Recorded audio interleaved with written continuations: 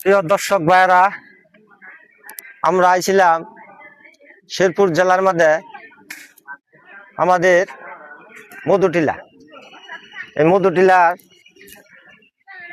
আপনার পাশেই দোকান চুরিমালার বিভিন্ন জাতি মাল ছাবনা।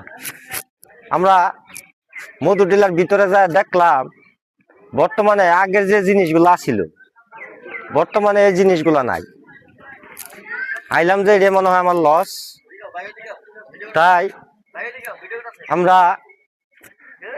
বিগত ঘুরা বাড়ি যেতেছি গা। আপনারা যদি মাংনার টাকা খরচ কইরা যদি মধুটিলা আসেন, আমার মনে হয় ভুল ধারণা। তবে আসবেন, আমার মনে হয় এটা একটা সিজন আছে, সিজনকালী শীত সিজন। হয়তোবা শুক্রবার করে হয়তো কিছু মানুষ আসে দেখবার। তাই সবার দোয়া আছে। আজকের মতো এখানেই বিদায় নিলাম। আসসালামু আলাইকুম।